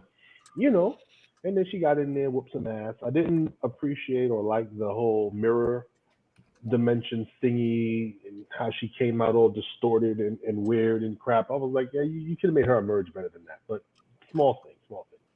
That was from Shaun and the Evil, by the way, too. That's just what he does. I mean, and yes, okay. So Leo, I know you're mad at copies of all of these movies. Every director does it. Have you ever seen a Michael Bay movie? Have you seen it? Have you seen it 8 times in a row? Have you seen Michael Bay movies? In other movies, yes. No, in the same movie. In the same Bad Boys explosions are the same as Transformer explosions, are the same as. It's like, come on. Every director does it. That's their style. That's who they are. And so they will shoot their video. They'll shoot their movie in their style. That's what makes it a Sam Raimi movie or a Michael Bay movie. It's just what it is. A Scorsese movie. That's how they are. Right? So you got to take it what it is. Aaron, I'm with you. I got to lower my expectations. I think I have to go back to those the pre-leak days, right? When there was a trailer and that's about it. That's it. Right? We had a trailer, we were good. Like, I could walk into a movie with more open-eyed optimism. Open eyes, right? Yeah, for sure. I could be more optimistic. But you also have to realize one thing: with all these leaks, what was the percentage that were right? Like 2. Yeah, 2%. That's about it, right? But that's the 2%, thing, right? like, we'll 2%. also never know like what was talked about, what was thrown around. Like we can No, we speculate do. all we want, but I we know saw it. some things. We know some There's- things, but we don't know There's all of it. 30 minutes of this movie missing. Right? Mm. 30 Allegedly. minutes of this Sure. movie is missing. I I mean, can see you can that. tell it's missing because we got no lines from the trailers that we did see. No one said anything except for let's tell them the truth. Yeah. But then you get that nice little intro. We should tell Right? him the truth. Well, I'll talk about this Illuminati. I thought it was fantastic. I thought I just seeing everybody show up, I was just like, yes, oh, that's perfect. And my man rolled out and they played that song. I was like, I hit my kid like, I don't know about this. I don't know about this. You know? But I feel as though, yes, they were dispatched way too quickly. Even though she's powerful, these are the most powerful people from 838. Like, they should have given her more of a run for her money. Like, she should have been a little bit more afraid, like, holy crap, and then pull out some deeper power and was like, all right, cool, I can wipe the floor with y'all, I'm good. But just like snapping my man Reed away like a party favor, I didn't like that. I didn't like it at all. Like, my man was the first to go. Like, Shredded him. come on. He said, she said, I guess your wife can watch your kids now. Yeah, she did say that. She did say something dark like that. Right? Excuse me? That was a good line. That was a good Are line. you married? Are you married? And he was like, Yeah. yes. She's like, Good, there'll be someone here left. Someone will be left to take care of the kids. Holy shit. What did she say? Yeah, she had I some told you. gangster lines in this movie. When I say I loved her in this movie, I loved her in this Yeah, movie. she was great. Right? She did fantastic. Yeah. But I mean, yeah. So Illuminati side, like that just irked me. Like, these are some great characters, and they just like, it was like, yeah, okay, whatever. Thank you for showing up. I appreciate you. Right? I said it before. You have the Fantastic Four. You have X-Men. You have Inhumans. You have superpowered beings like Captain Carter, and sorcerers, and they all coexist in one universe. Mm-hmm. It's possible they could be in our universe too. Question mark? So I mean, yeah, like, I don't know, but it does open the door, so I'm happy for that. The rest of the movie, you got become blah. Yes, the music fight, I was like, I think I might have fell asleep for that. I'm not gonna lie. I can't lie. I know I don't remember so how weird. it all happened. It was weird. I lost all of my attention at that point. I was like, what? I think I might have been eating something. I don't even know. I think it was Beethoven. I think Let me throw a C sharp at you. It was Beethoven. Yeah. And I was just like, yeah, I'm good with that. So I was like, when he fell, I was like, okay, thank you, it's over. Let's move on. let's just move on. Yep. That whole scene, it reminded me of the What If episode, and the building in itself. In the first, I was like, is that What If He? No, it's not He Who Remains. Never mind. It took me a minute to realize it was the Sanctum. I was like, oh, okay, great. But I was thinking about it when they were flipping through all those universes. Wasn't one of those Kangs? There was a pyramid type thing, right? No. Here's the thing: it might have been Kang, or it could have been Apocalypse. That was the rumor. It could have been Apocalypse. Yeah.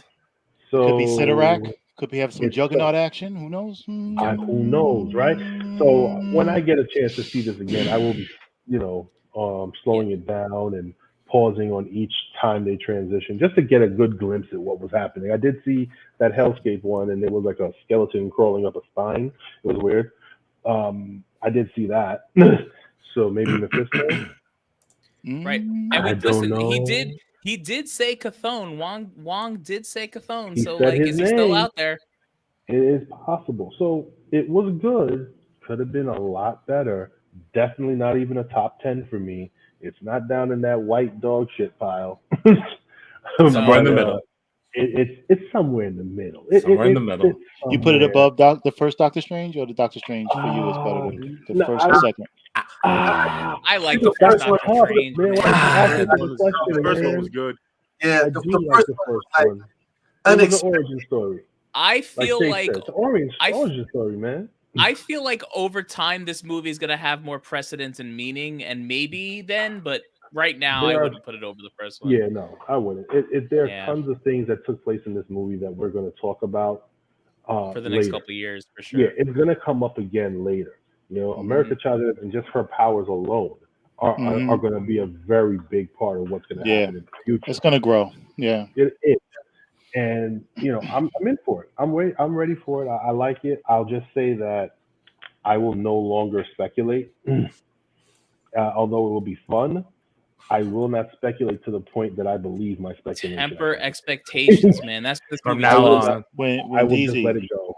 I said the same thing. I said from now on, I think I'm not going to even watch trailers. Yeah, I remember the Good movie luck. Don't Breathe. I remember the movie Don't Breathe. And if anybody saw that movie, it was so dope. But the trailer gave you the money shots and how great that movie would have been if I'd never seen a trailer and just watched it. Yeah. I mean these trailers just spoil everything, and then it just raises your expectations. So you go into the movie thinking phenomenal, and then it's like, so yeah. No, I mean, I'm with you on that. The internet spoils it. The internet It spoils does, it, man. Like, you know, social like, yeah, it's a choice that we all make. We all make the choice. Yep. We make the choice to look at it, but you know, I know that for me, I'm going to resist. And I've seen the Thor Love and Thunder trailer one. I'm good. Only need to see one. That's it. I agree. I'm done. And Aaron's not going to be able to do it. I'm going to walk into Thor. Aaron's not going to be able to do it. I need all the Thor smoke, please. All of it. I need all of it. I need all of it, please. So I mean, but like I said, it was good. Just could have been better. I'm happy with it, and I know where it's going to take me. So I'm just waiting. See what happens next. All right. Now, Austin 316 says, "Tell me about Doctor Strange." We're gonna go to Aaron. All right. I don't really know if I'm gonna have hot takes here. You guys covered, I mean, most of it, right?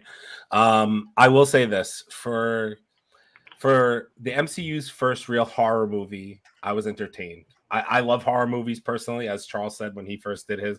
I love horror movies, so for me, this was like a cool segue for Marvel to delve into the horror aspect. Please do Midnight Suns. I've been saying it for weeks. There we go. I just think this is a cool kind of way to jump into that as well. I won't get into that now, but that's all I'll say. I can't wait for Blade. I can't wait for all that because now I've kind of gotten a taste of it, and now I want more. You know what I mean?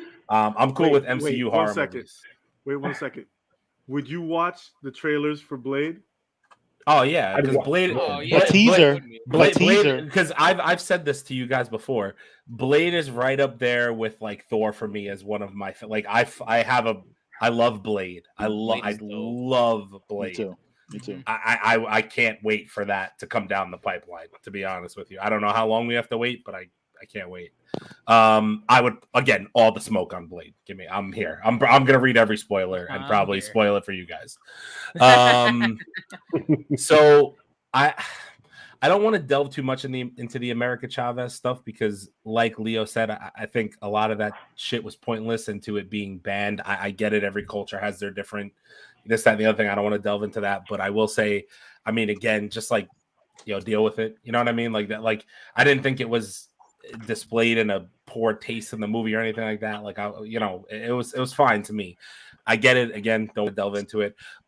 We said already multiple times, I don't think Marvel does anything obviously what's the right word for it? Like without future intent. So obviously Kate Bishop, America Chavez, Miss Marvel, we're coming into Young Avengers as well. Yeah, we are. I mean, the age of Young Avengers is also coming. I call it what it is. And also, Ironheart's going to be in Black Panther too. She's also Young Avengers. Mm-hmm. And Marvel's trying to bring in a younger generation of fans to say, hey, us teenagers can be superheroes too. You know what I mean? Grow up with these heroes for the next 28 years. So now Leo's been watching Marvel for X amount of years. Now they want Leo's kids to be into Marvel for X amount of years, type of shit. You know what I mean? If like you raise your kids right, they're right into Marvel. Right. That's what I'm saying. But that's what I'm saying. I like that, Leo. If you raise your kids, Aaron, think about it. I think what Iron Man came out 10 years ago. 10 years ago. We were what 24, I was 25. 20. Right, I was in my 20s. Yeah, whatever it was. We were in our 20s, and I know these guys 20s. were probably younger too. So it's a big deal. Yeah, no, I get it, and like I said, I mean, like Leo said, if you listen, if I'm ever blessed on this earth one day to have children, they're gonna watch every single movie from the beginning of time in order. But yeah, I just think Young Avengers is obviously coming. I'll say that. Then the other thing that I really liked was I liked the Illuminati, despite how it did have some poor parts. Like I think Abel said, and I think a lot of us said, like John Krasinski, recasting Mr. Fantastic is going to be difficult if they have to do it again, because John Krasinski, I mean, he's Mr. Fantastic to me. You know what I mean? I don't know if he's going to be up for the role again. Yeah, I do. I like Krasinski a lot. You have to think I really about it, right? do. So think about how different Doctor Strange was with all his different Stranges, right? He acted it right and still gave us different Stranges, but the same Strange. Right. So like I feel like Krasinski can give us the same different Krasinski, but a different Reed. You know what I mean? Like, yeah. Maybe we'll get the Council of Reeds. Oh, let's read. I think we should read this one. Big Mike. I thought Doctor Strange was fine. It felt different because it was a Sam Raimi movie, which I liked, and the Illuminati stuff was my favorite part. There were times during this movie, to Mike's point, where I found myself like I was genuinely creeped out. But like I think I told you guys this when they first, I don't know the name, when all the sorcerers were together. Pardon me if you guys know where that was. Yeah, Kamatage. When Wanda crawled her ass out of that thing and she was doing all the broken bone shit. I was like, yo, what the I was like, hey, what are we doing here? This is fucking weird. You know what I mean? Like I was like, oh, it's creepy. I was like, oh, it's creepy.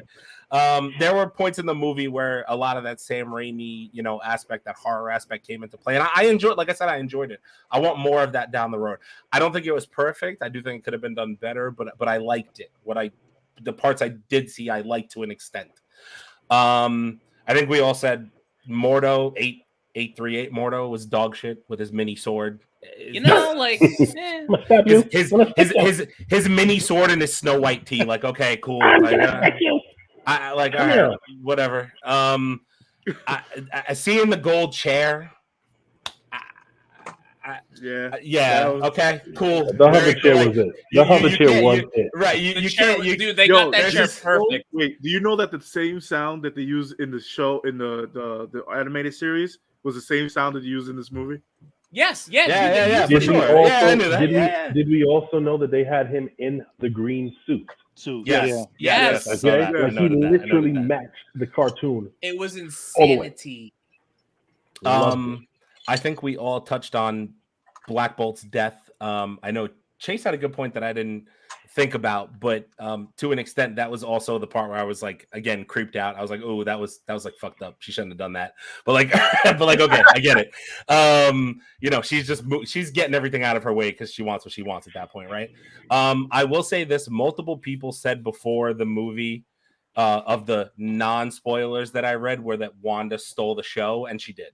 Like she stole the movie. It was a Doctor Strange movie, but it was a Wanda movie. Like she was crazy in this movie. Let's be honest, like Marvel movies have like a villain issue. Like they don't handle all of them very well, but like dude, like of all the villains that we've seen in the MCU, like she did it right. Like they did right with her. She did. And I think to Strange's point, after this movie and everything, after everything that we saw, I think it's going to be difficult for Wanda to get back on the lunchbox, but she'll make her way back there. She'll get back. I bet you by Secret Wars. Wars. Okay, so we'll see you in 6 years. My bad. My fault. Like, no big deal.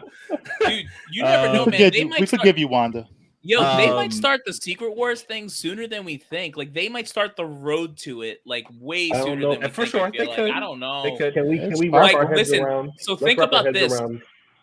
Think about this. Started. Infinity War Endgame. It took us 10 years to get there, and it was only 2 movies. Like, dude, they could make this like a 5-6 movie thing and make it a road to. For sure. You know what I mean? Already started. For sure. Yeah, that's what Well, I'm saying. it's starting. Yeah. Because Secret Yeah. Invasion is going to be a series, right? It is. Secret Invasion Yeah. coming this year, later this year? No, And next there's year? a lot of rumored people in that, like what's it called?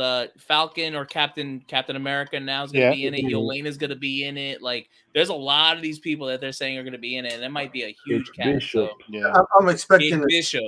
I'm expecting this thing to ramp up really quick. Kate Bishop. It's like, you get 1 or 2 movies, but now everybody knows a little bit of something about each story. So when you start having Marvel dropping 2 and 3 and 4 movies a year, it's going to feel like you never left the movie theater. Mm-hmm. And I'm also pretty sure this is the first Marvel movie to actually bring the Disney Plus stuff into the movie, if I'm not mistaken, right? Like WandaVision is the first, like, it's the first show to be actually mentioned in the MCU movies. Yeah. So like we're getting into that. Okay, give me like all the consumption I need to consume. I need to for a reason. I said this before. Small screen to the big screen. That's what we're doing. Started with the big screen to the small screen. Yep. Sure. We will get what we want out of this. But that's why they were upgrading contracts for these people too. Yeah. Oh yeah. Right. You know what I mean? So this way they can play on the small and the big screen. Yeah. I think we touched on, I forget which one of us touched on it earlier, but the mention of Franklin Richards is obviously huge. Big deal. And what's her face too? What's her name? Susan? No, not Sue Storm. Her daughter, because her daughter's a big part in the Hickman run of Secret Wars. Valeria. Yeah, she's a big deal in that too. Right. I think that's huge. I will say the disappointment for me is that, again, I think like Charles and Wendell both pointed out, I think personally, I also have to start tempering expectations going into these movies because I expected to hear the word mutants and I didn't, even though I got it hinted at. I expected to see. We got mutants, but not mutants. But not mutants. What I mean? You know what? Yeah, that's what I mean. Like Professor X. Right, yeah, but we got no mention of anyone else. No one in the MCU has officially said mutants yet. I would have said it. Bro, let me tell you something. If they cut out, she's an enhanced. If they cut out, imagine if they cut out that last goofball scene at the end, and you just would have seen a Wolverine claw. You don't have to see a person. Just a claw. I told you, I would have lost my shit. I would have been like, "Great, we're here now. Here we are. Wonderful." I would have lost. But we didn't. But we didn't get that. You know what I mean? Like I wanted something like that. I want to know what Feige's obviously saving it for something, and I want to know what it is. But it's the same. But saving it for. But it's the same concept. Like, all right, we got Black Bolt, right? But that was the only mention of Inhumans. Now we have Miss Marvel coming up. Are we going to get more mention of Inhumans in that series? Probably, one would assume, right? No, we've seen some black cloaked figures in the Miss Marvel trailers. They're probably young Inhumans, if I had to guess. I don't know for sure. Yeah, they're already talking shit about that. They're already talking shit about that series too. That's what I'm saying. So there's going to be different things that come up. And then I think the most interesting to me is that coming out of this movie, like we all saw the first post-credit scene with Clea. I'm interested to see where that goes. I think that has something to do with the larger big bad of Doctor Strange, which I still think at this point we haven't really seen. I don't know who it is. I don't know if it's Nightmare. I don't know if it's Cthulhu. I don't know if it's. I don't know. I want more Dormammu. I would love to see more. Why not? Why? Well, dude, no. They didn't do him justice. Right? No shit. They didn't. But at this point, dude, if you're gonna involve Clea, you have to involve Dormammu. Like, you don't have a choice. Father, dude. You're gonna get him. And listen, they can fix shit. They've done it before, so it's not even a. Look what they did with Black Bolt in that fucking suit, bro. Did you see that ABC show? Yeah, for sure. For sure. I get it. Thing lit up, man. Like, that show literally sucked dick and fucking pussy. All right, that's what that show did. Hey, see, I'm cold in my mouth. You see what I'm saying? It's not me tonight. Yeah, I'm here to see Leo curse. I think tempering my expectations is going to be something that I'm going to do moving forward. Was basically my summary. Except for Thor, Taika Waititi, please fucking kill Thor. Please, no, I don't mean kill him literally. I mean kill this movie. Ladies and gentlemen, Aaron wants Thor dead. No, I don't. No, I don't. No, I don't. Rest in peace. Killed by the actor in powder. The only thing I want is a real Christian Bale Gore the God Butcher. That's all I want. Well, you're getting powder. Great, sounds Dude, good. If it turns out to be that, I'm gonna be so disappointed. You have no idea. I'm gonna be so disappointed. If it turns out to be that, so disappointed. The last thing that I'll leave off with is I find it interesting that all the rumors that jumped up after this movie directly tied into Fantastic Four and what's coming next. And we don't know who's going to direct it. It could be John Krasinski. I'm okay with that. We don't know, who's going to star in it. We don't know XYZ. But John Watts, the director of all the Spider-Man trilogy, quit the movie unexpectedly. Here's all I'm going to say. The same way, the writers as well. The writer turned into a producer. Yeah, and it's the same guy from Moon Knight. No, wait, it's the same guy who also did the last Fantastic Four movie. No, it's not. No. Wait, correct, Leo. Correction. That the person who you're thinking of, because I watched this whole thing earlier on YouTube. That guy had one line total in the last Fantastic Four movie.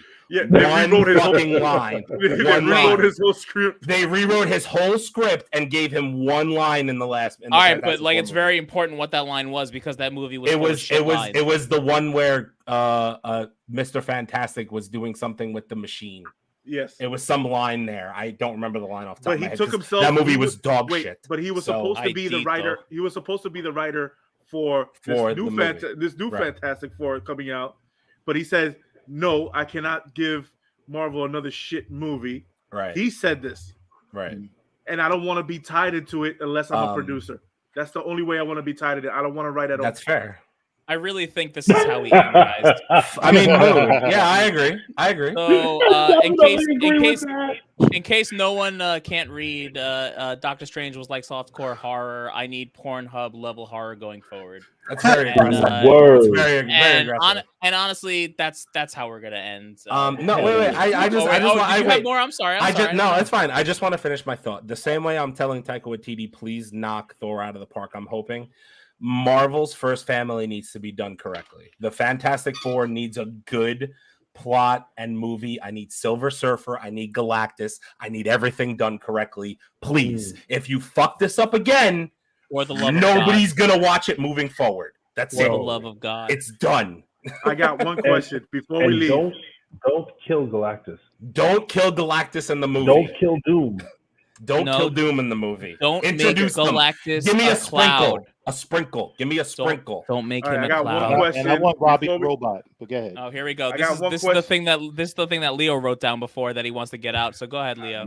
I just want to get everybody just answer one question, one answer. Who do you got, Wanda or Phoenix? Phoenix. Most powerful. It's not even a question. Just movies? Just these No. movies? No. Or in general? In general, power-wise. Most powerful? Phoenix. The answer is Phoenix. I would say Phoenix.